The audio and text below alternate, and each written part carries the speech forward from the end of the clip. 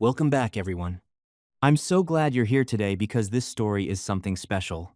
It's about unexpected connections, difficult choices, and a moment that changed everything. If you enjoy relaxing storytelling like this, take a second to like the video. It really helps the channel grow. And feel free to say hello in the comments. I read every single one. Now, let's begin. "You're not going blind, sir. Your wife is putting something in your drinks." Those were the words a street-smart boy said to the most powerful mafia boss in Chicago. Jaden Kincaid walked through Grant Park on that gray autumn morning, his hand gripping his wife Melissa's arm for support. For a man who had built an empire from nothing, who had stared down enemies without flinching, who commanded respect with a single glance, this was humiliation.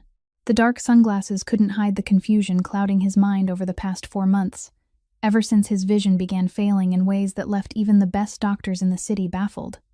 No diagnosis, no explanation, just a slow descent into darkness. It was during one of these morning walks that he felt it a small hand, hesitant but deliberate, touching his forearm. A boy, no older than 10, stood before him. His gray hoodie was faded and worn, but his eyes, those dark, knowing eyes, held a sharpness that didn't belong to a child. "You can't see well, can you, sir?" the boy asked. His voice was soft, almost gentle, yet carried an unusual weight. Jaden stopped, caught off guard. In his world, no one approached him uninvited. No one dared. Melissa immediately stepped between them, her smile too quick, too practiced. "I'm sorry, sweetheart, but my husband is undergoing treatment and can't be disturbed," she said, already trying to wave the boy away like an inconvenience. But the child didn't move. His gaze shifted past her, locking onto Jaden's with an intensity that made the mafia boss's skin prickle. There was something unsettling about those eyes, something far too old. "You're not going blind," the boy whispered, low enough that only Jaden could hear. "Your wife is putting something in your drinks."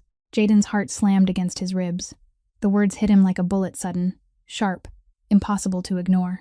For a man who had survived ambushes, betrayals, and assassination attempts, nothing had ever caught him this unprepared. Melissa, oblivious to the whispered exchange, tugged at his arm with an impatient smile. "Come on, Jaden.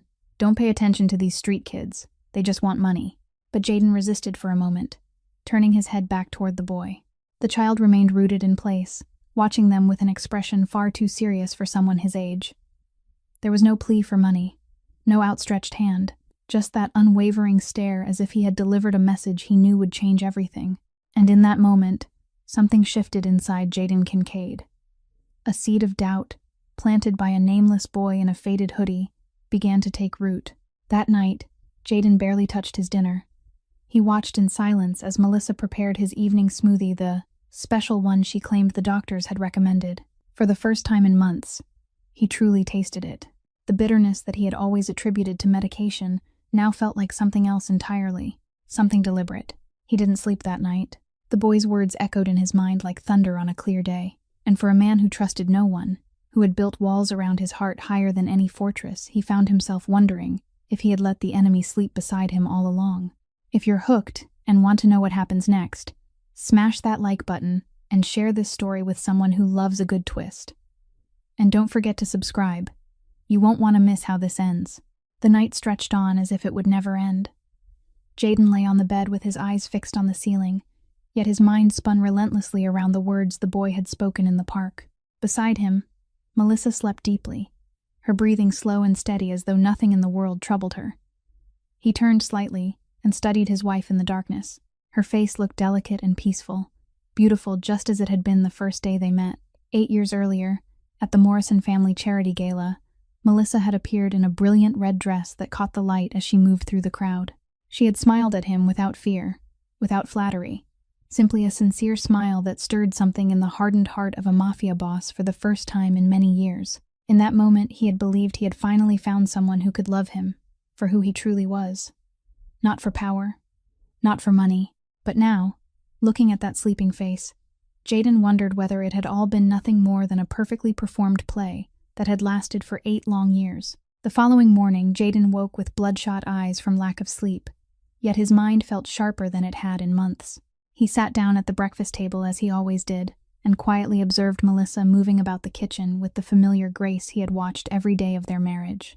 She prepared the special vitamin smoothie, the one she said the doctor had recommended he drink daily to support his failing eyesight. Jaden watched as she poured protein powder into the blender, added fruit, then reached up to the high cabinet to take down a small bottle. She turned her back to him, blocking his view of whatever she was doing. In the past, he had never paid attention. In the past, he had trusted her completely. Melissa placed the smoothie in front of him with a sweet smile. "Drink it, honey. I added a little honey to make it easier to swallow," she said. Jaden lifted the glass to his lips. This time, instead of swallowing quickly, as he always had, he allowed the liquid to linger on his tongue for a moment. Bitter. Not the bitterness of greens or protein powder. This was something else. Something that did not belong in a vitamin smoothie. He pretended to swallow, holding most of the liquid in his mouth. Melissa turned away to pick up her phone from the kitchen counter. In that brief instant, Jaden quickly emptied the smoothie into a dark, empty thermos he had concealed inside his jacket. When she turned back, the empty glass was already resting on the table. "Was it good, honey?" Melissa asked, her eyes lingering on the empty glass with something that flashed across her expression. Relief, perhaps.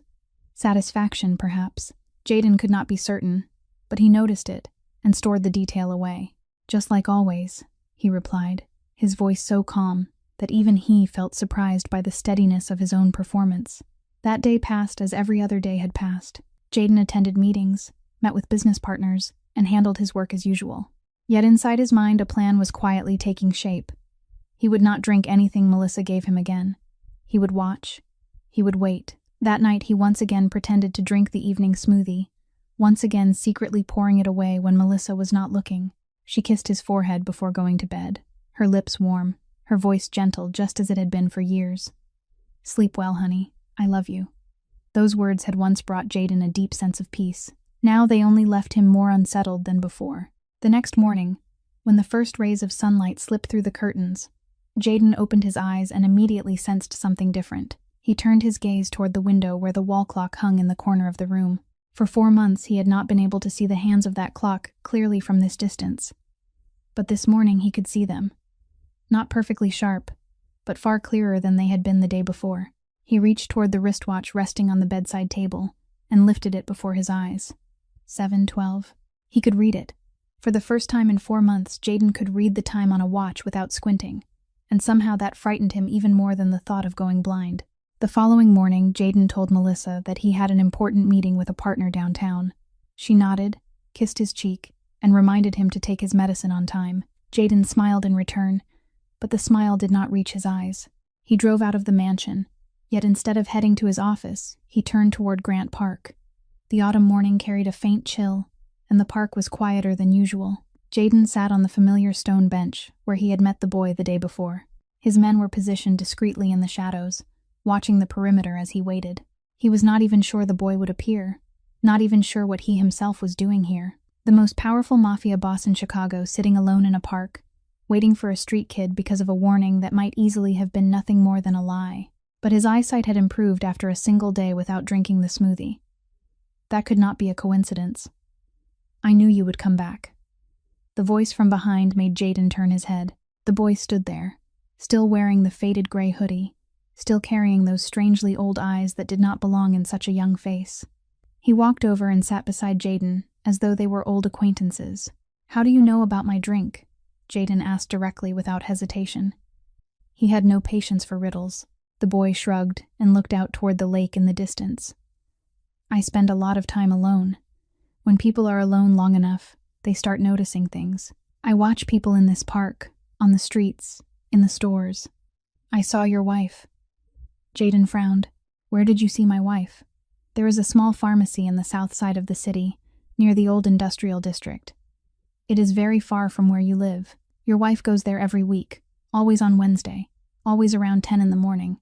She always pays in cash, never uses a card, and she never goes to the pharmacy near your house, even though it is only a 5-minute drive from your mansion." Jaden said nothing. Every detail the boy described carried a quiet logic, every piece fitting the behavior of someone trying to hide something. "Why were you watching my wife?" he asked, his voice heavy with suspicion.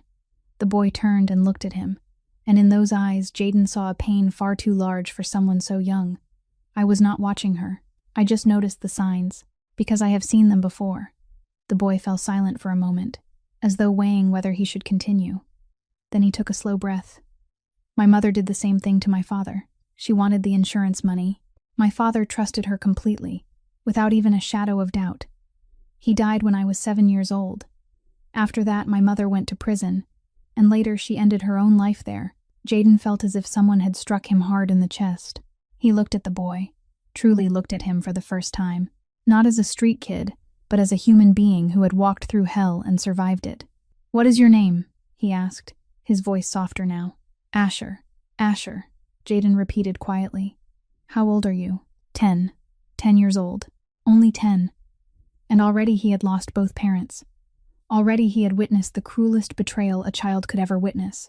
Jaden had met countless killers and cold-blooded criminals in his life, but never had he felt this kind of sorrow until this moment. "Who do you live with?" he asked. "I have a foster mother. She works a lot, so I am usually by myself." Asher looked at him with a seriousness far beyond his years. "You should watch what your wife does when she thinks you are asleep.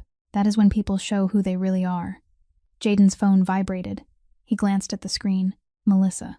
When he lifted his eyes again, Asher was gone, swallowed by the trees as if he had never been there at all. Jaden looked around but could not see the gray hoodie anywhere. He stood and walked back toward his car, his mind filled with a storm of thoughts. That night, Jaden would not simply pretend to sleep. He was preparing to hunt. 11 o'clock at night, and the Kincaid mansion lay swallowed by darkness. Jaden lay perfectly still in bed, his eyes closed, his breathing slow and steady like a man deep in sleep. He had practiced this skill for many years, ever since the days when he sometimes had to pretend to be dead to escape enemies. Control the breath, release the muscles, create the flawless illusion of someone completely asleep. Beside him, Melissa lay motionless for a moment, before quietly turning over. Jaden could feel her watching him, checking to see whether he truly slept. He kept his breathing steady, not a single muscle moving.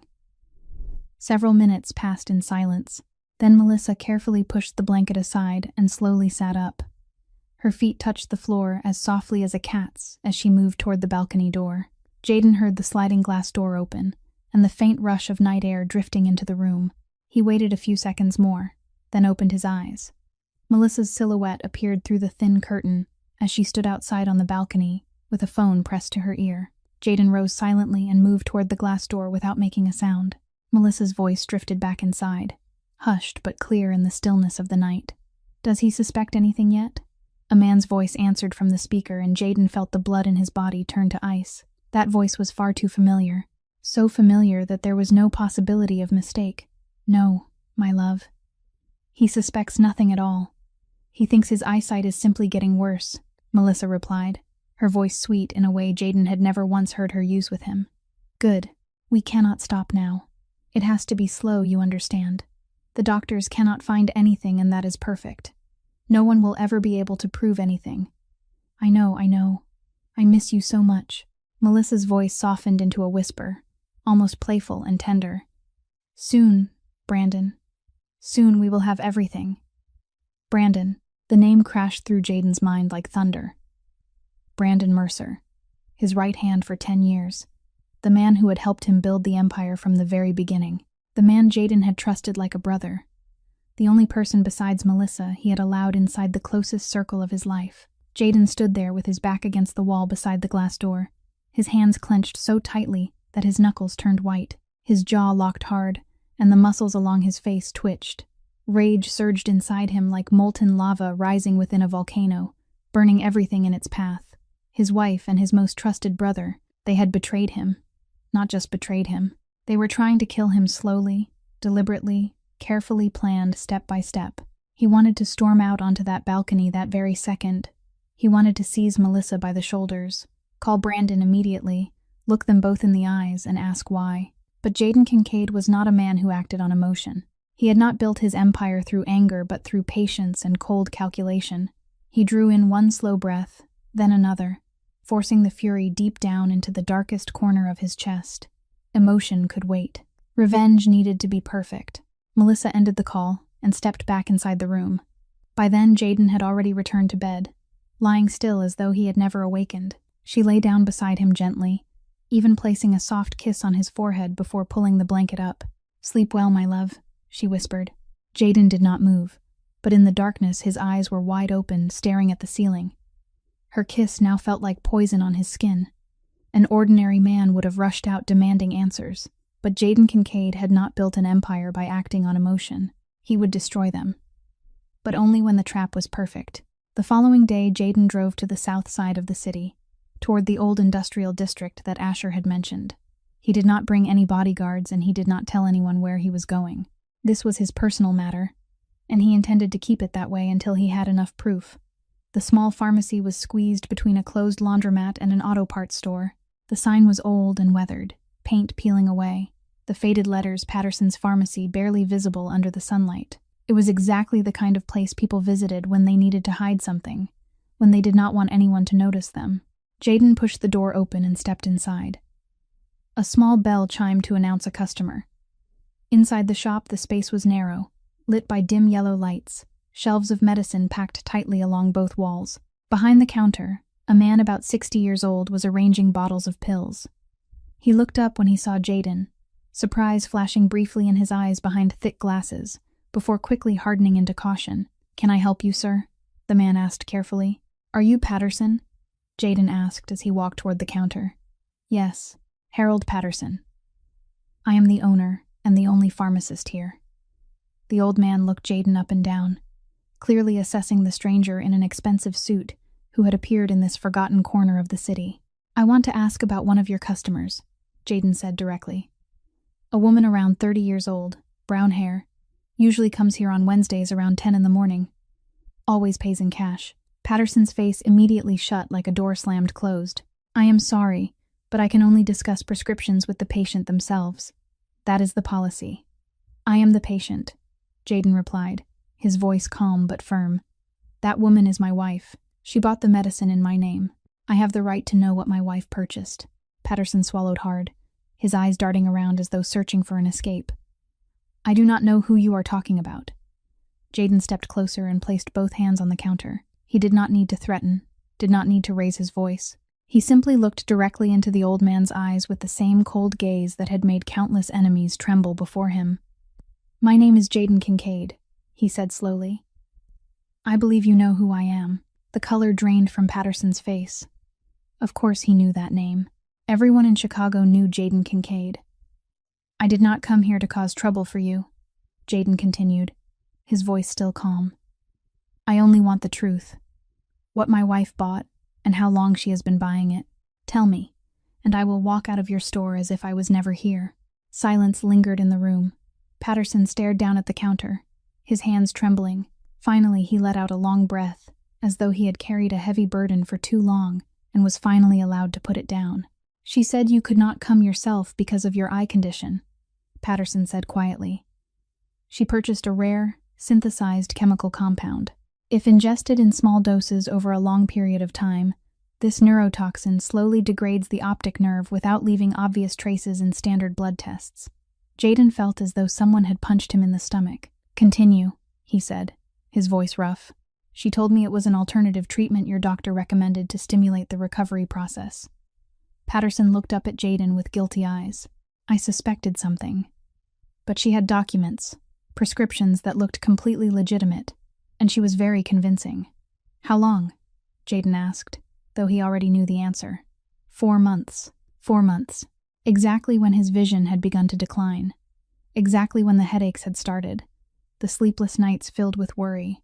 The endless doctor visits where no one could find the cause. "I need a sample of that medicine," Jaden said.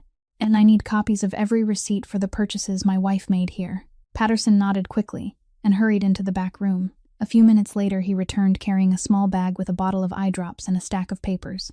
"This is everything," he said, pushing the bag across the counter. "Please do not tell anyone that I gave these to you." Jaden took the bag without saying a word. He turned and walked out of the store, the little bell ringing behind him like a mocking laugh. He sat inside his car but did not start the engine right away. Both of his hands rested on the steering wheel while his eyes stared straight ahead, seeing nothing at all. The woman who had shared his bed for 8 years had been slowly, deliberately making him blind, and the man he trusted like a brother had been helping her do it. For the first time in his adult life, Jaden Kincaid felt like a fool. On the drive back from the pharmacy, while the storm of betrayal and the quiet outline of revenge twisted through his mind. Jaden realized he could not stop thinking about the boy in the park. Asher, the 10-year-old child with eyes far older than his years who had saved his life without asking for anything in return. Before confronting Melissa and Brandon, Jaden needed to know more about that boy, not because of suspicion, but because of something else he could not yet name. The moment he returned to his private office, Jaden picked up the phone and called Marcus Webb, the investigator who worked within his organization. Marcus could uncover anything about anyone, from family histories to bank account balances, usually within only a few hours. Find everything about a boy named Asher, Jaden said. Around 10 years old, wears worn-out clothes, often seen in Grant Park. That is all you have? Marcus asked. That is all, but I need information within 24 hours. 24 hours later, a thick envelope was placed on Jaden's desk. He opened it, and page by page, the documents revealed the story of a small family he had never known existed. Asher Holloway, 10 years old. Orphaned 3 years earlier under tragic circumstances exactly as the boy had described. Currently living with his older sister, Camille Holloway, 26 years old. Jaden studied the photograph of Camille attached to the file. A young woman with brown hair pulled back hastily, tired eyes shadowed by exhaustion yet still carrying a quiet strength. She worked 3 jobs at the same time just to keep her family alive. In the mornings, she served coffee at a small cafe downtown, starting at 5 o'clock before sunrise. In the afternoons, she cleaned offices for an insurance company. At night, she delivered food for a local restaurant, often not returning home until after 11 in the evening. 3 jobs, every single day. Only enough to pay the rent for a tiny apartment on the east side, the poorest district in Chicago, and to feed 2 children. Jaden turned to the next page and stopped. Camille had a 6-year-old son named Noah. In the photograph, the boy had blonde hair and blue eyes, yet his pale skin and thin frame suggested fragile health. Marcus's notes explained that Noah suffered from a serious medical condition and was currently under observation at the Children's Hospital, though the specific diagnosis was not listed in the medical record. Jaden studied the only family photograph included in the file. It appeared to have been taken outside their apartment, perhaps during Christmas because a small tree stood in the corner of the picture. Camille stood in the center, one arm holding Noah, the other resting on Asher's shoulder. All 3 of them were smiling, yet Camille's smile could not hide the dark circles beneath her eyes. Asher's smile could not hide the maturity that did not belong to childhood. And Noah's smile, the brightest of them all, made Jaden's chest ache because the fragility in the boy's eyes was impossible to miss. 3 people clinging to each other simply to survive. No one else. No relatives, no close friends, no support network. Only them, alone in a city of millions that felt as cold and empty as a desert. Jaden placed the file down and leaned back in his chair, staring up at the ceiling. He thought about Asher, the boy who had lost both parents in the most brutal way imaginable. A child who had watched his own mother kill his father and then lost her as well. That boy had every reason to hate the world, every reason to close his heart and trust no one. Yet instead he had chosen to warn a stranger about danger creeping toward him. He had chosen to save a life without asking for anything in return. Why? Jaden Kincaid had spent his entire life in a world where everything carried a price. Every action had a purpose. Every kindness was merely a mask-hiding calculation. But that 10-year-old boy had done something with no benefit to himself. Something that might even have placed him in danger if Melissa had discovered it. And that fact would not leave Jaden's mind. He looked again at the photograph of the small family. For the first time in his life, Jaden Kincaid saw something worth protecting beyond his own empire. Jaden needed someone he could trust completely, and in his world, that list had now been reduced to a single name. Harold Chen, his personal attorney for 15 years, the man who had stood beside him since the earliest days of building his empire.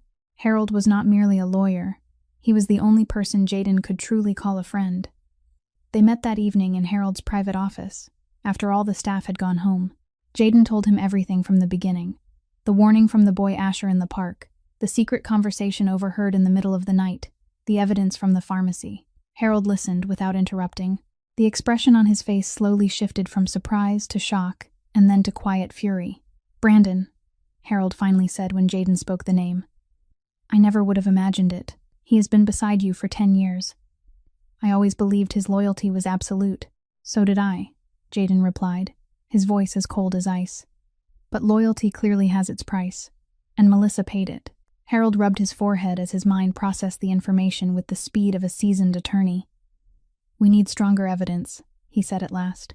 "What you have now is enough for you to know the truth, but it is not enough for court or for any public action." Together, they formed a detailed plan. First, Harold would hire a trusted security firm to install recording devices throughout the mansion, especially in the bedroom and on the balcony where Melissa often made her phone calls.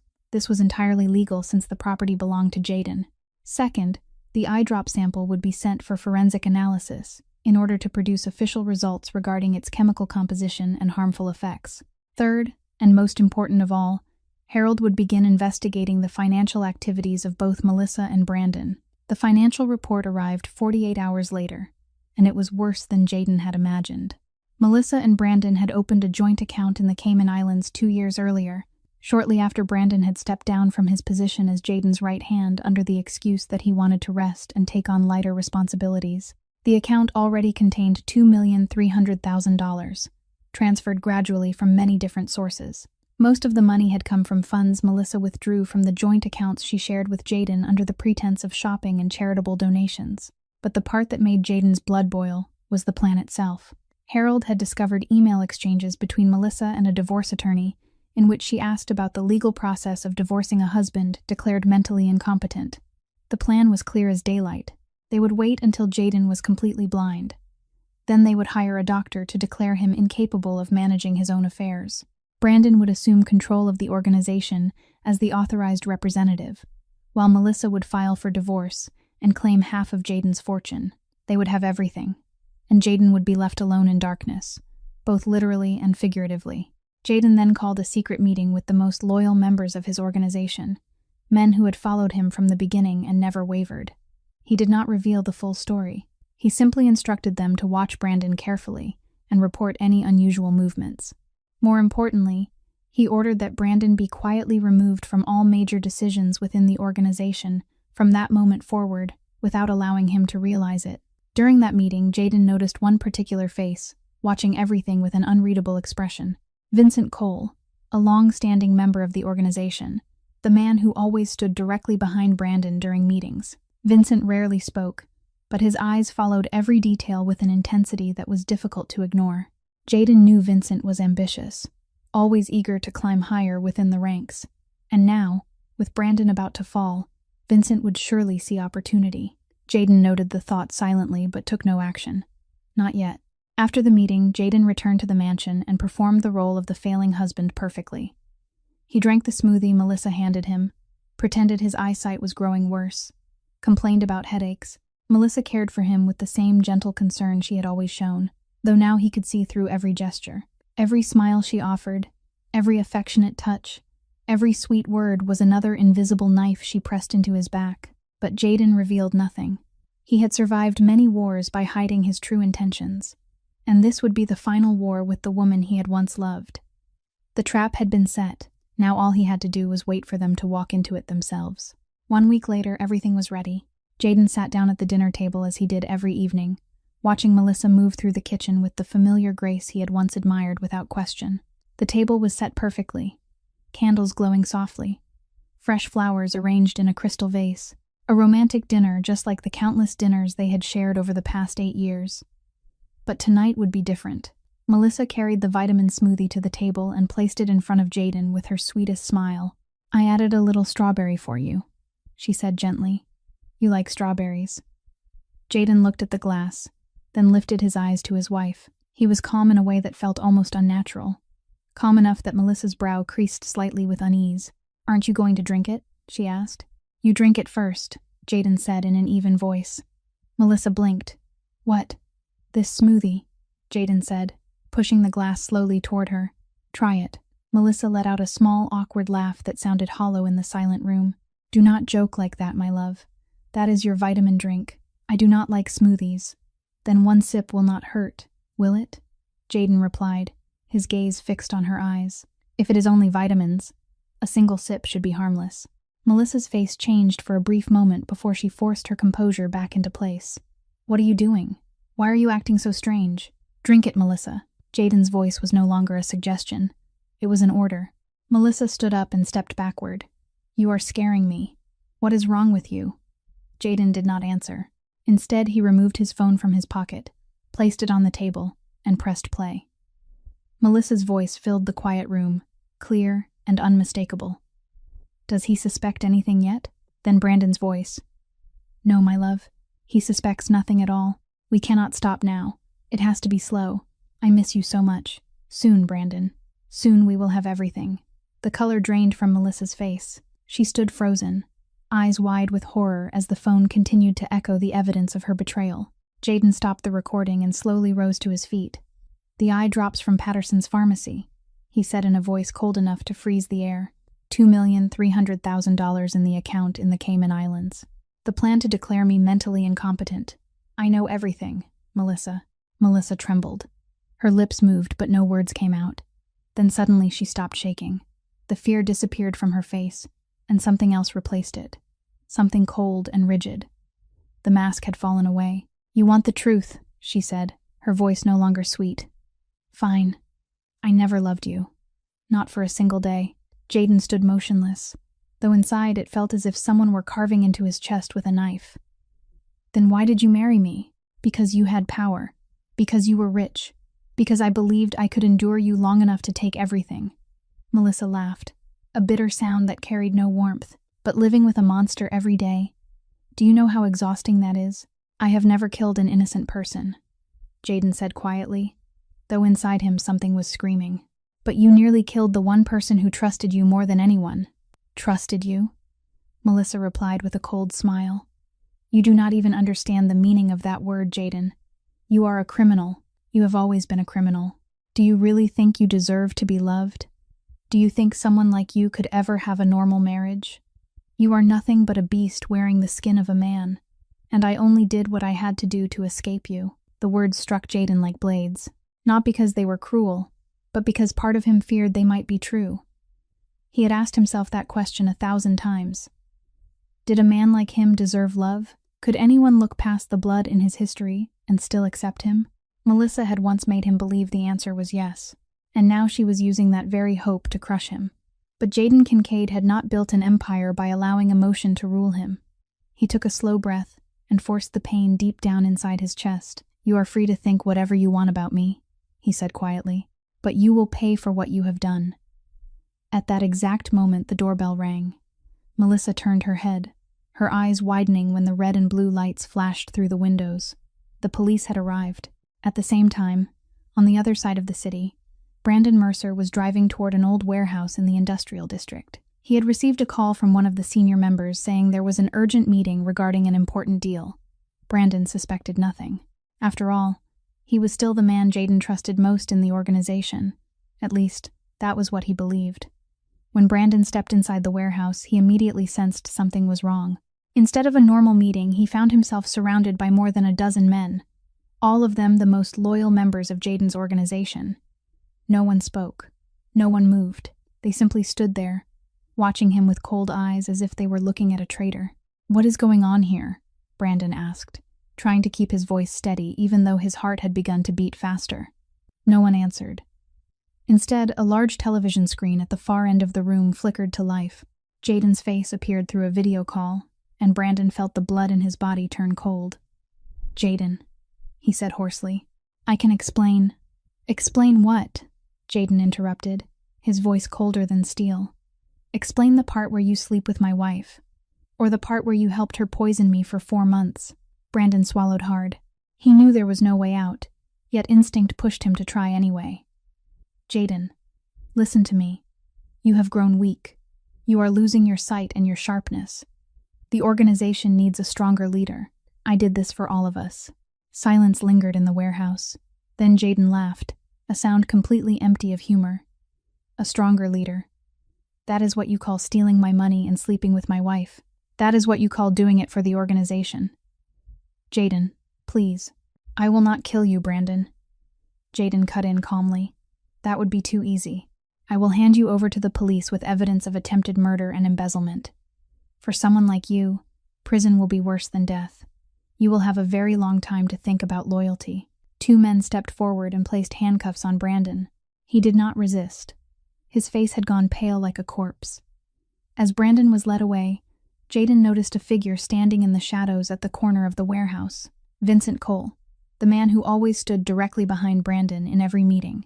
Vincent watched everything with unreadable eyes, and when Brandon disappeared from sight, he stepped closer to the screen. "You handled that very well, boss," Vincent said respectfully, though there was something else in his tone that Jaden could not quite identify. Jaden only nodded and said nothing. But he remembered the way Vincent looked at the empty space Brandon had just left behind. That look was not grief or disgust. It was the look of someone calculating. Back at the mansion, Melissa had already been placed in handcuffs and escorted toward a police car. She turned and looked at Jaden one final time, hatred burning in her eyes. "This is not over," she hissed through clenched teeth. Jaden did not answer. He simply stood there in silence and watched the police car carrying the woman he once loved disappear into the night. 3 days later, the Kincaid mansion was drowned in a suffocating silence. Jaden walked through the empty rooms, his footsteps echoing across the marble floors. The bedroom where he once lay beside Melissa, believing she loved him. The dining room where she poisoned him each day with a sweet smile on her lips. The living room where they had once sat together watching movies on quiet weekend nights. Every memory was now contaminated. Every moment of happiness had revealed itself to be a lie. Jaden had everything. Money, power, freedom. The traitors had been punished. His eyesight was beginning to recover. He had won, yet the victory tasted like ashes in his mouth. He sat alone in his study while darkness gathered around him. No lights, no music, only silence and the endless turning of his thoughts. He had been right not to trust anyone. He had been right to build walls around his heart. Love was nothing but an illusion, and he had been foolish enough to believe in it. Then, in the middle of that lonely darkness, Jaden remembered the brown eyes of the boy in the park, Asher. The 10-year-old child who had saved his life without asking for anything in return. The child who had seen the truth while the entire world had been lying to him. The child who had been honest with him for one simple reason, because he did not want Jaden to die the way his father had. Jaden had won. He had destroyed his enemies. So why did victory taste like ashes? Then he thought again of the boy in the boy's oversized sweatshirt, the only person who had been honest with him without expecting anything in return. And for the first time in 3 days, Jaden Kincaid found a reason to leave his house. On the morning of the 4th day, Jaden drove to Grant Park. His eyesight had almost completely recovered after he stopped drinking the poisoned smoothies, and the world was no longer blurred the way it had been for months. He could see each yellow leaf drifting through the autumn air, each ripple across the surface of the lake, each face of the people walking through the park. But the one thing he wanted to see most was the boy in the faded gray hoodie. Jaden sat down on the familiar stone bench where everything had begun. He waited, unsure whether Asher would appear. Perhaps the boy had forgotten him. Perhaps the boy did not wish to see him again. Yet, in less than 10 minutes, a small figure emerged from the line of trees. Asher walked toward him, still wearing the gray hoodie, still carrying those old eyes that never quite belonged in the face of a child. But this time there was a hint of relief in the boy's gaze when he saw Jaden sitting there. "You look better," Asher said as he sat beside him. "Your eyes are much clearer now." "Thanks to you," Jaden replied. "You saved my life." Asher shrugged as though it were nothing important. He looked out over the lake and remained quiet for a moment before speaking again. "Did you make her pay for it? She is in prison now, and the man who worked with her is there too." Asher nodded without surprise. "Good. Bad people should face consequences." The maturity in the boy's voice stirred something inside Jaden that was both moving and painful. No child of 10 should speak with such certainty, but Asher had grown up too quickly. He had been forced to see the world through the eyes of someone who had already lost everything. "You saved my life," Jaden said quietly. "I want to repay you. Anything you want, money or whatever else you need. I can give it to you." Asher turned and looked at him, his brown eyes clear and untouched by calculation. "I did not tell you because I wanted money, sir. I told you because I did not want you to die the way my father did. No one deserves to be killed by the person they love." Those words cut into Jaden's heart like a blade, yet the feeling was not pain. It was something warmer, something strange he had almost forgotten existed. Innocence. Kindness, without expectation. The very things he had believed no longer existed in the world. "Who do you live with?" Jaden asked, though he already knew the answer from Marcus's report. "With my sister, Camille." "I would like to meet your sister," Jaden said. I want to thank your family for raising such a remarkable boy. Asher hesitated, and his expression became cautious. My sister does not trust people easily, especially people like you. She knows who you are. Jaden was not surprised. Everyone in Chicago knew who he was, and his reputation was not the kind that made people eager to become friends. Then I will prove myself to her, he said calmly. I will earn her trust. Asher studied him for a long moment, those strangely old eyes measuring him, weighing his words. At last the boy nodded. All right, but do not say I did not warn you first. The apartment was on the 4th floor of an aging building in the East Side district. Jaden followed Asher up a dim staircase where every step creaked beneath their feet. The walls were peeling, paint flaking away in uneven patches, and a faint smell of dampness hung in the air. This was a part of the city men like him never visited, a place where people forgotten by society struggled to survive day by day. Asher stopped in front of door number 42 and knocked 3 times in a rhythm that sounded familiar. A few seconds later, the door opened, and Jaden found himself face to face with a young woman, Camille Holloway, 26 years old, yet her eyes carried the exhaustion of someone who had lived twice that long.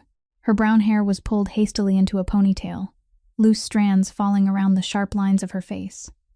Her work-worn hands held a boy of about 6 years old whose pale skin and thin body spoke quietly of illness. The moment Camille's eyes landed on Jaden, she changed instantly.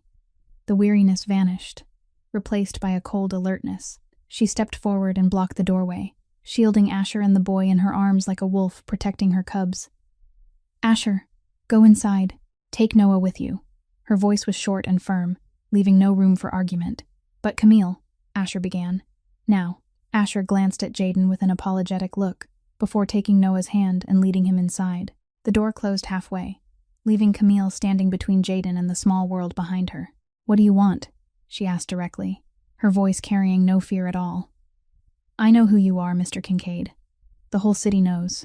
I owe your brother my life, Jaden said, trying to keep his voice as calm and unthreatening as possible. Asher is still a child. He does not need favors from men like you.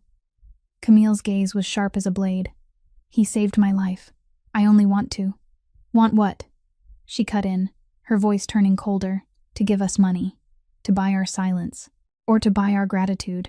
I only want to say thank you. Camille let out a short laugh that held no warmth at all. Men like you do not say thank you. They say you owe me. I have met enough powerful men to know the difference. Jaden said nothing. He realized she was not afraid of him. She was not impressed by his power. She simply did not trust him, and that mistrust had clearly been built from painful experience. From somewhere inside the apartment, a cough echoed through the small space. A weak and lingering cough from a sick child. Noah. Jaden saw Camille's expression change for the briefest moment. The guarded hostility gave way to worry, pain, and a helplessness she tried to hide but could not fully conceal. Then she pulled herself back together, and the cold mask returned. We do not need anything from you. Please leave. And she closed the door directly in front of him. Jaden remained there for a moment, staring at the old wooden door with its peeling paint. Images moved through his mind again and again. The proud eyes of a young woman who refused to bow before power. The small apartment that was poor but clean. The mark of someone who held on to dignity even in hardship. The cough of a sick child echoing faintly from within. And Asher, the 10-year-old boy with the old eyes who had saved his life without asking for anything in return. She is protecting them, Jaden realized quietly. The way I should have protected myself. He turned and walked down the stairs, yet inside his heart the decision had already been made. He would not give up so easily. A few days later, Jaden returned to Grant Park early in the morning, while Camille was working her shift at the cafe. He found Asher sitting alone on the familiar stone bench, a small notebook resting on his lap, a pencil in his hand, as he scribbled little sketches across the page. The boy looked up when he heard footsteps, and a faint smile passed across his face when he recognized Jaden. Your sister really does not like me, Jaden said as he sat beside the boy. Asher shrugged and continued drawing. Camille does not like most people. She has been hurt too many times. Jaden looked at the boy and then out across the lake in the distance. Tell me about your sister, if you want to.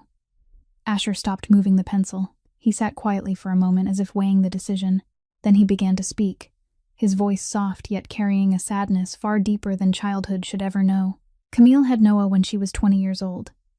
Noah's father was a man who promised everything. He said he loved her and that he would stay with her forever. But when he found out she was pregnant, he left.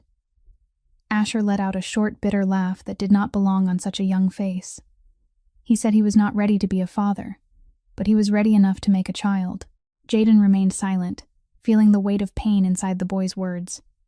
Camille worked through the entire pregnancy alone. She gave birth to Noah alone. She raised him alone. No one helped. No one cared. She was only 20 years old. Do you understand that? 20 years old and already facing everything by herself. Asher turned to a new page in the notebook, but did not draw anything. Then 3 years ago, when Camille was 23, our parents died. I was 7 and had no relatives left. People said I would have to go into foster care, but Camille would not allow that to happen. She adopted you, Jaden asked quietly, even while raising her own child alone. Asher nodded. Everyone said she was crazy. A single mother of 23 working 3 jobs just to survive, and she takes in another child. But Camille said she would rather die than let me go into the system. She said family stays together no matter what happens. Jaden felt something inside his chest begin to crack. The woman who had slammed the door in his face, the woman who had looked at him with suspicion and cold pride, had sacrificed everything to protect her family. And Noah? Jaden asked, remembering the weak cough he had heard inside the apartment. Asher stopped speaking. His eyes blinked rapidly as if trying to hold back tears. Noah was born with a weak heart. The doctors say he needs surgery. A big surgery. How much does it cost? $150,000. And we have 6 months. Jaden felt as though someone had struck him hard in the chest. What happens after 6 months? Asher stared down at the notebook for a long moment. When he finally spoke, his voice trembled. The doctors say Noah's heart will not last. Camille does not know I heard them say that. She cries every night when she thinks I am asleep. She has sold everything we have. Her jewelry, my mother's old things, everything. But it still is not enough. Tears rolled down Asher's cheeks, but the boy made no sound. He had learned how to cry silently, just like his sister. Why does your sister not ask for help? Jaden asked quietly. Because Camille says we only accept what we earn ourselves. It is the only thing we have left. Our pride. That is what she always tells me. Jaden sat there in silence beside the 10-year-old boy who was trying not to cry. He thought about Camille, the woman who had turned him away at the door with those proud and guarded eyes. She did not hate him because of who he was. She was simply protecting her family in the only way she knew how. Pride, dignity, those were things Jaden understood better than anyone. He had built his empire on that very foundation. But it was also the very thing that could cost a child his life. And Jaden could not allow that to happen. Jaden sat in his office studying the photograph of the Holloway family from the investigation report Marcus had delivered. 3 faces looked back at him. Camille with tired yet unbreakable eyes. Asher with a maturity that did not belong to childhood. And Noah, the 6-year-old boy with pale skin and an innocent smile, unaware that his small heart was counting down its remaining days. Jaden knew Camille would never accept money directly from him. Her pride was too strong, and her distrust of powerful men ran too deep. If he placed $150,000 in front of her, she would throw it straight back in his face. But Jaden Kincaid had never built an empire by walking in straight lines. He called Harold Chen. I need to establish a charitable donation, he said. Or better yet, send it anonymously through an existing foundation. Children's Hope Foundation. $150,000 designated for the heart surgery of Noah Holloway at Chicago Children's Hospital. Harold did not ask why. He had worked with Jaden long enough to know when silence was the correct response. Next, Jaden called the Human Resources Director of Kincaid Properties, the legitimate real estate company he owned. There is a woman named Camille Holloway. I want her to receive a job offer for the position of administrative assistant. Salary $4,500 a month. Sir, did she apply? No, but she will receive an offer. Make sure it appears completely legitimate and entirely random. No one mentions my name. Finally, he contacted a respected private school in the suburbs and arranged a full scholarship for Asher Holloway under the name of a program supporting students from disadvantaged backgrounds. 2 weeks later, everything began to unfold. Camille received a letter from Chicago Children's Hospital informing her that her son's heart surgery had been fully funded by the Children's Hope Foundation. She read the letter once, then again, then a third time, hardly believing what her eyes were seeing. And then she cried. For the first time in years, she cried because of happiness rather than despair. At the same time, she received a job offer from Kincaid Properties, administrative assistant, a salary 3 times larger than the combined income she earned from her 3 exhausting jobs. And Asher received notice of a full scholarship from Lincoln Academy. Too many good things arriving all at once, too coincidental to be random. Camille began investigating. She called the Children's Hope Foundation and asked about the origin of the donation. They told her it was anonymous and could not be disclosed. She called the Human Resources Department of Kincaid Properties and asked why she had been selected when she had never submitted an application. Their answers were awkward and unclear. Kincaid. The name appeared everywhere, and there was only one person with that name she knew. 3 days later, Camille stormed into Jaden's office in Kincaid Tower. She pushed past the secretary who tried to stop her and burst into the office with eyes blazing in anger. "You did this behind my back," she said, her voice trembling with restrained fury.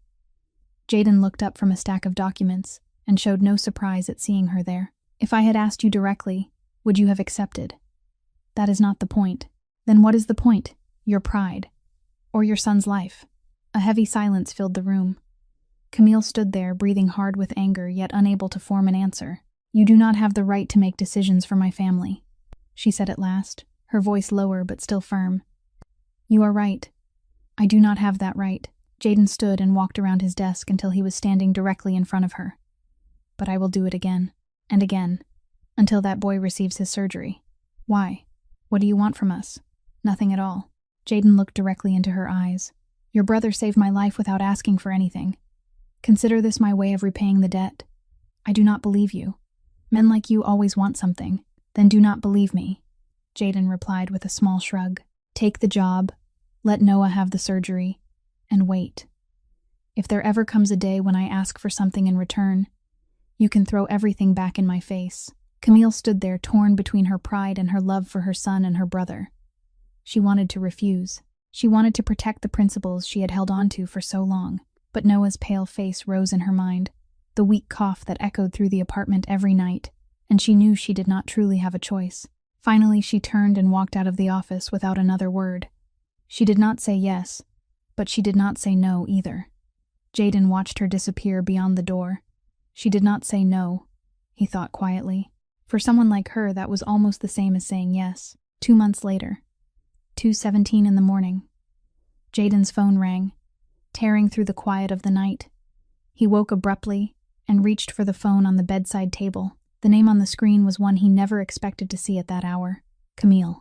She had reluctantly accepted the position at Kincaid Properties 2 months earlier, and their relationship had remained polite but distant. She had never called him outside of work before. "Camille," he answered, his voice rough with sleep. "Asher has a high fever, 40 degrees. He is shaking and I do not know what to do. Noah is crying and I cannot leave Asher to drive, and I cannot." Camille's voice was panicked and broken, completely different from the cold composure she always carried. It was the first time Jaden had ever heard her like this, and something tightened painfully in his chest. "I am coming right now. Do not go anywhere. 15 minutes. Jaden did not put on a suit, and he did not bother with his hair. He simply pulled a coat over his sleeping clothes and rushed down to the garage. The sports car roared into the empty night as he ran red lights and broke every speed limit in the city. 12 minutes later, he stood outside the 4th-floor apartment. Camille opened the door, her face pale and her eyes red from fear. She said nothing. She simply stepped aside and let him enter. The sight inside the apartment struck Jaden with a sharp ache in his chest. Asher lay on the small bed, his face flushed deep red, sweat soaking his skin, his body trembling beneath the blanket. Noah sat beside him, his small hand gripping his cousin's tightly, while tears streamed down his cheeks. And Camille stood in the center of the room, completely lost, the first time Jaden had ever seen her look fragile. He did not hesitate. He stepped to the bed and gently lifted Asher into his arms, feeling the heat of the boy's body through his shirt. "Get to my car, now, both of you." Camille did not argue. She did not ask questions. She picked up Noah and followed him down the stairs. Jaden drove them to the best private hospital in the city, where simply hearing his name brought doctors running. Asher was rushed into the emergency room while the other 3 waited in the bright, sterile hallway under the harsh fluorescent lights. Through the long night, Noah fell asleep in the chair, his head resting against Camille's arm. Camille sat beside Jaden in silence, her hands clenched so tightly that her knuckles had turned white. She did not cry and she did not speak. She simply stared at the emergency room doors as if she could break them open with her eyes. Jaden said nothing either. He simply sat beside her, his presence the only thing he could offer in that moment. Time moved slowly like thick tar. 1 hour, 2 hours. The clock reached 4 in the morning when Jaden felt a gentle weight against his shoulder. Camille, exhausted from fear and worry, had unconsciously leaned her head against him. Jaden froze for a moment, unsure what to do. Then he remained perfectly still, afraid that even the smallest movement might wake her. At 5 in the morning, the doctor stepped out. "The boy is fine," he said. "Just a severe viral fever. Nothing dangerous. We will keep him under observation until morning, but you can relax now." Camille stood up, her body trembling. And then she cried, not from pain but from relief, the long hours of tension finally breaking free. Jaden stood beside her, uncertain what to do. Then, almost instinctively, he placed a hand against her back. When she did not push him away, he pulled her gently into his arms and let her cry against his chest. "Why did you come?" Camille asked through tears. "It was 2 in the morning. Because you called. That is not an answer." Jaden fell silent for a moment as he searched for the right words. "Because for the first time in my life I feel like I belong somewhere. As if there is something worth running red lights for." Camille did not push him away. She did not say anything. But she did not leave either. And for both of them it marked a turning point. The following months passed like a dream that none of them quite dared to believe was real. Spring slowly gave way to summer, and with the change in seasons, the life of the Holloway family began to transform as well. Noah's surgery was successful.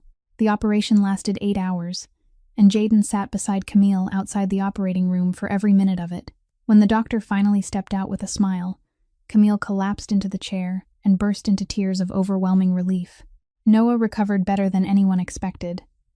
Each day his cheeks grew rosier, and the small apartment was filled with the sound of his laughter instead of the weak coughing that once echoed through the rooms. Camille worked hard at Kincaid Properties, not because of Jaden, but because she wanted to prove that she deserved the position through her own ability. She arrived early, stayed late, and completed every task with such care and professionalism that her colleagues began to notice. And Jaden often happened to pass by her office, sometimes under the excuse of reviewing work or signing documents. People in the company began whispering quietly, though no one dared say anything in front of the boss. He began visiting the Holloway family on weekends. At first, the visits were short. He would bring toys for Noah or books for Asher, but little by little those visits grew longer, and Jaden realized he looked forward to Saturday and Sunday more than any other days of the week. One Sunday afternoon, inside Camille's small apartment, Jaden sat cross-legged on the floor with Noah, while a chessboard rested between them. The 6-year-old boy studied the pieces carefully, trying to understand the rules Jaden was patiently explaining. Asher sat nearby doing homework, occasionally glancing up and smiling at the scene. "Mr. Jaden, why do you come here so often?" Noah asked with bright, curious eyes. Jaden did not look up. His eyes remained on the chessboard, but his voice softened. "Because this is the only place where I feel at home." Camille stood in the kitchen doorway holding a dish towel when she heard those words. She remained there for a long moment, watching the most powerful man in Chicago sitting on the worn floor of her apartment, patiently explaining the game of chess to a 6-year-old boy. And in that quiet moment she realized she had begun to see him differently. Another night, after the children had fallen asleep, Camille and Jaden sat together on the small balcony overlooking the city lights. The summer air was cool, distant traffic hummed far below, and a comfortable silence rested between them. "What was your childhood like?" Camille asked. It was the first time she had ever shown genuine curiosity about his past. Jaden remained quiet for a moment, as if weighing whether he should open that door. Then he began to speak. "My mother died when I was 8. My father was the boss before me, a cold and ruthless man. He taught me that love was weakness, that trust was a mistake. He said emotions would get a man killed. And now," Camille asked softly, "now I think he was wrong. He died alone. No one mourned him. I do not want that kind of ending." Camille looked at him, and the suspicion that once lived in her eyes was gone. In its place was understanding, the quiet empathy of someone who also knew loneliness and loss. Without speaking, she reached out and took Jaden's hand. It was the first time she had touched him by choice. Jaden glanced down at her hand resting on his, then lifted his eyes to her face with quiet surprise. "I was wrong about you," Camille said gently. "Wrong about what?" "About everything." Camille had spent years building walls to protect herself and the children she loved. She had never imagined that a man like Jaden Kincaid would be patient enough to wait until the day she opened the door herself. Everything was going well, almost too well. Jaden was gradually stepping away from the darker side of his empire and focusing more on legitimate business operations. He attended fewer meetings of the organization, showed less interest in questionable deals, and spent more time with the Holloway family. But in the underworld, change never came without consequences. Some members of the organization began whispering among themselves, "The boss is getting soft. A woman and a couple of children have weakened him. He is not the same cold and ruthless Jaden Kincaid he used to be." And Vincent Cole, who had watched everything carefully since the day Brandon was arrested, saw his opportunity. One afternoon when Camille finished work and was walking toward the parking lot, a man stepped out of the shadows. Vincent Cole, wearing a smile that never reached his eyes and carrying a calculating look. "Do you know what Jaden Kincaid really is?" he asked in a smooth, persuasive voice. "The things he has done, the blood on his hands." Camille stepped back instinctively, her caution rising at once. "Who are you?" "A friend. Someone who believes you deserve to know the truth before allowing a monster into your family." Vincent handed her an envelope and disappeared into the shadows as quickly as he had appeared. Camille returned home and opened the envelope with trembling hands. Inside were photographs, documents, evidence of Jaden's dark past. She could not sleep that night. Her mind spun endlessly with the images and information she had seen. The following day, she went straight to Jaden's office, her face tense. "A man came to see me," she said, her voice shaking. "He told me about you, about the things you have done." Jaden did not look surprised. "What did he say?"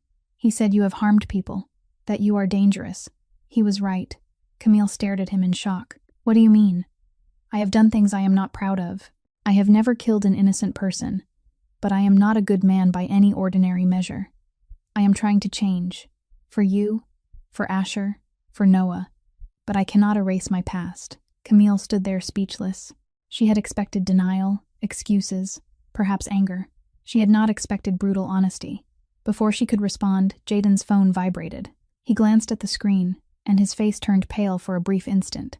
A message from an unknown number. "The boy is with me. Come alone or he will pay for your weakness." Jaden rose to his feet instantly. The concern in his eyes hardened into something far more frightening, the cold fury of a Mafia boss. "Asher," he whispered. "Vincent." Within 20 minutes, he had summoned an emergency meeting with the most loyal members of the organization. The room filled quickly with men wearing grim expressions while Jaden stood among them, his voice colder than ice. "Someone has kidnapped my son. Anyone who knows anything has 60 seconds to speak before I consider them accomplices."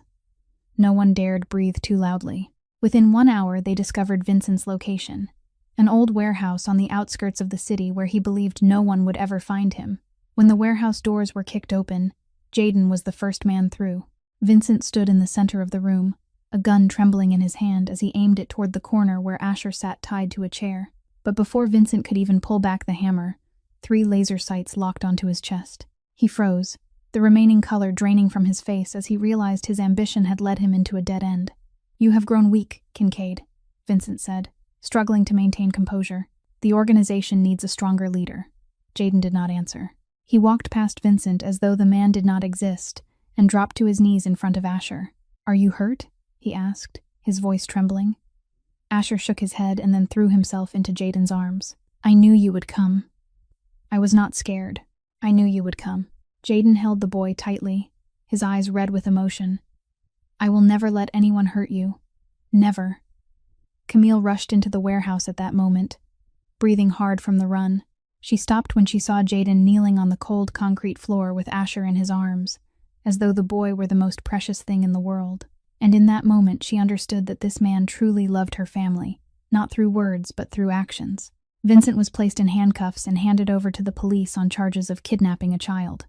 Jaden then stood before the gathered members of his organization, his voice echoing through the empty warehouse. "Anyone who touches my family will answer to me. And starting today, this organization will move toward a legitimate path. Anyone who does not like it may leave. Anyone who stays will follow my rules." 1 year later, autumn returned once again, and the Kincaid estate was decorated with white flowers and warm golden lights.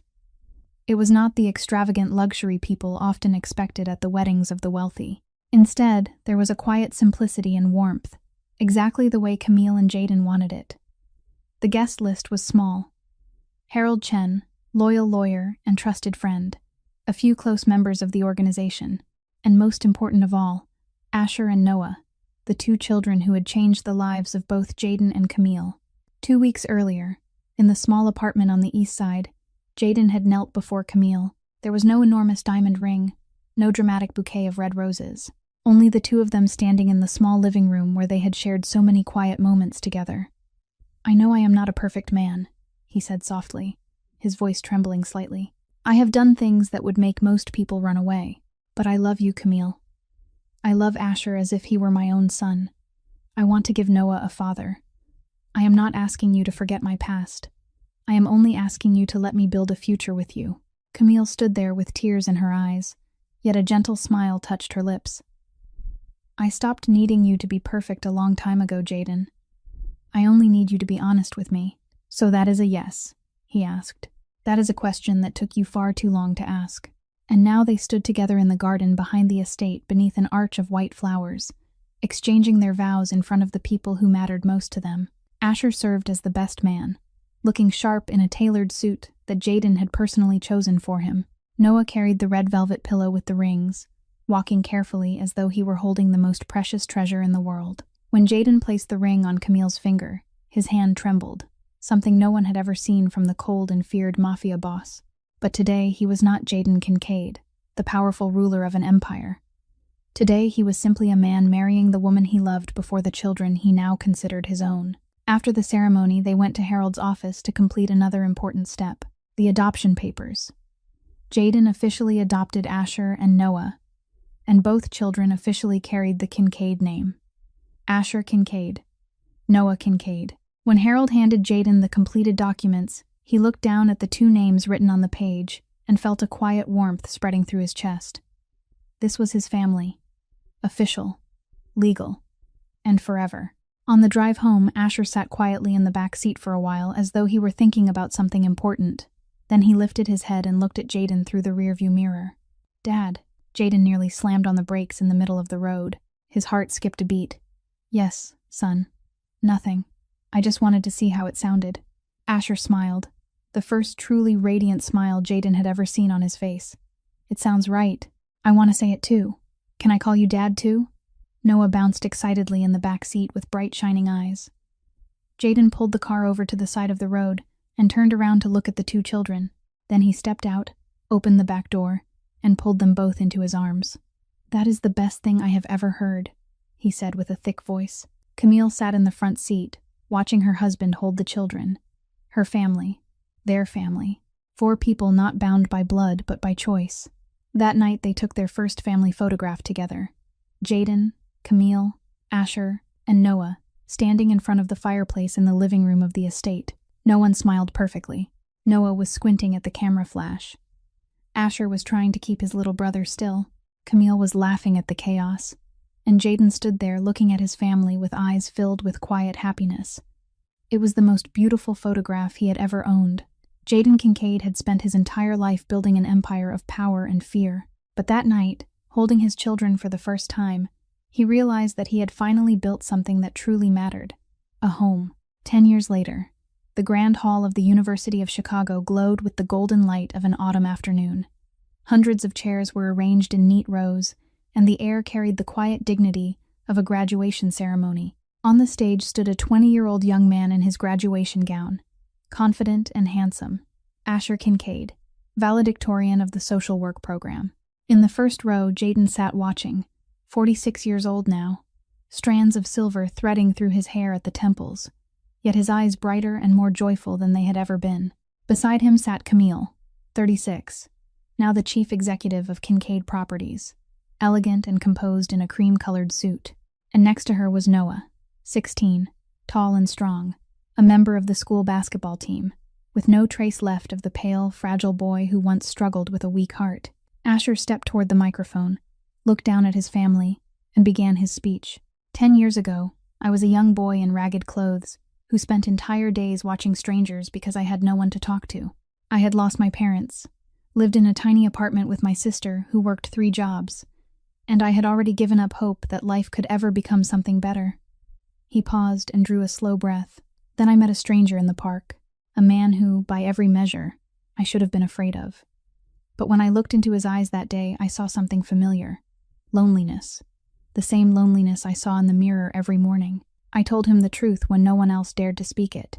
And in return, he gave me something I never expected. A family. His voice carried through the silent hall. Sometimes angels do not have wings. Sometimes they are simply strangers who decide to care about you. And sometimes the people society tells you to fear are the very people who will love you the most. My father taught me that it is never too late to change. My mother taught me that strength does not mean doing everything alone, but knowing when to allow others to stand beside you. My brother taught me that every day of life is a gift. For anyone out there who believes their story has already been written, it has not. You can choose your own family. You can write your own ending. And you can turn the worst day of your life into the beginning of something beautiful. The entire hall rose to its feet in applause. Jaden, Camille, and Noah were all crying openly, not trying to hide their tears and not ashamed of them.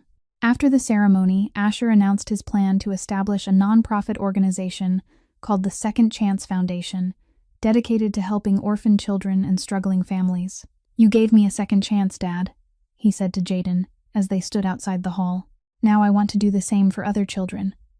"You saved me first, remember," Jaden replied with a gentle smile. "I am only returning the favor. Then perhaps we saved each other." That evening, the family gathered for dinner at the Kincaid estate. Jaden sat at the head of the table and looked around. Camille was laughing with Asher about something only the two of them understood. Noah was excitedly telling a story about a basketball game from the previous week. Asher was introducing his friend Wesley, a medical student with a kind smile and honest eyes. Laughter, conversation, the clinking of glasses, the sound of a real family. Jaden thought back to 10 years earlier. A lonely mafia boss sitting in an empty mansion, poisoned by his wife, betrayed by the man he trusted most, believing his life was ending in darkness. Now he possessed everything that money could never buy. Sometimes the worst things in life lead us to the best things we could ever imagine. Jaden Kincaid lost a treacherous wife, but was saved by a small angel in a faded gray hoodie. And from the ashes of betrayal, he built the family he had always dreamed of. Not through blood, but through choice. Not through power, but through love. This story reminds us that family is not always the people who share our blood. Family is the people who choose to stand beside us, protect us, and love us through every hardship. Sometimes salvation arrives from the place we least expect, and sometimes the person who saves us is the very one we believe we are helping. If this story has touched your heart, please consider pressing the like button and sharing this video with others who believe in second chances. Do not forget to subscribe to our channel so you will not miss the touching stories we share each day. How did this story make you feel? Have you ever met someone like Jaden or Asher in real life? Please share your thoughts and feelings from the heart in the comments below. We would truly love to hear your story. We wish everyone watching this video good health, a joyful life, and peace in every new day. Thank you for watching. Goodbye, and we look forward to seeing you in the next video.